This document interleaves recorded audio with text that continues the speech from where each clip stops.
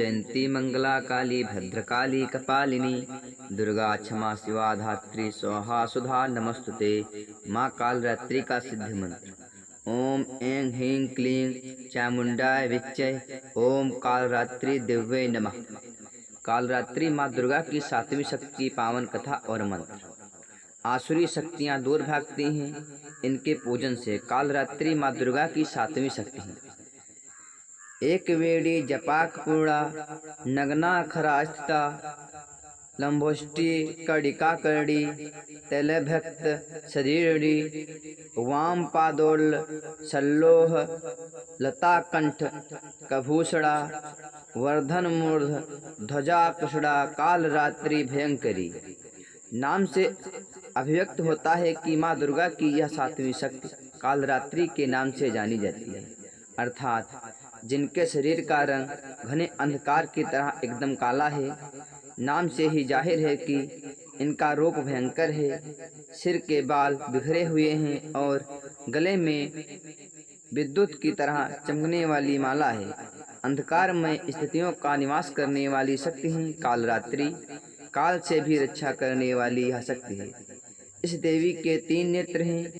ये तीनों नेत्र ही ब्रह्मांड के समान गोल हैं। इनकी सांसों में अग्नि निकलती है।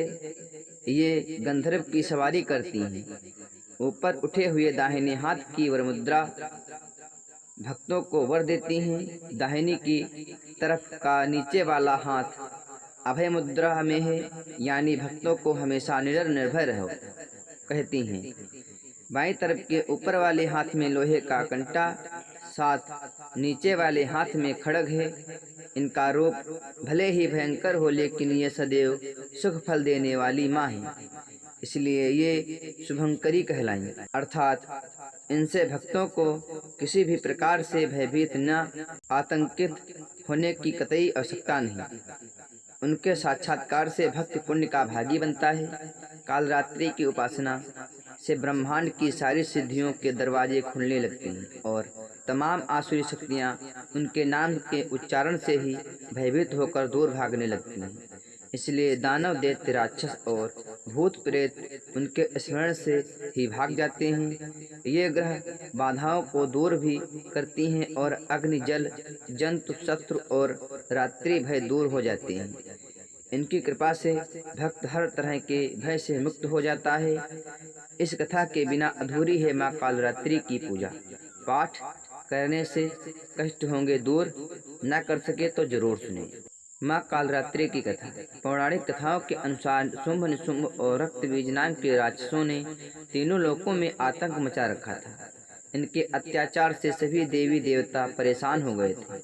ऐसे में देवी देवता ने भगवान शिव से इस समस्या से मुक्ति पाने के लिए कोई उपाय मांगा। जब महादेव ने माँ पार्वती को राक्षसों का वध करने का आदेश दिया, तो माँ पार्वती ने माँ दुर्गा का रूप धारण कर शुंभ निशुंभ का वध किया। रक्तबीज को मिला था ये वरदान। इसके बाद जब माँ दुर्गा का सामना रक्तबीज से हुआ, तो उनके शरीर के रक्त से अधिक संख्या में रक्तबीज दैत्य उत्पन्न हो गए, क्योंकि उसे वरदान मिला हुआ था कि यदि उसके रक्त की एक बूंद धरती पर गिरती है तो उसके जैसा एक और दानव उत्पन्न हो जाएगा। ऐसे में दुर्गा ने अपने प्रकाश में माँ कालरात्रि को प्रकट किया।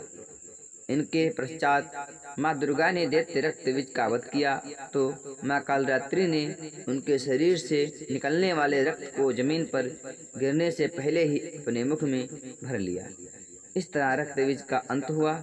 माँ काली का भोग। ऐसा कहा जाता है कि काली माता को भोग के रूप में ज़्यादा से ज़्यादा किसी मिष्ठान की जरूरत नहीं होती है। इसे उन्हें भाव के साथ गुड़ अर्पित करके भी उनकी कृपा प्राप्त की जा सकती है।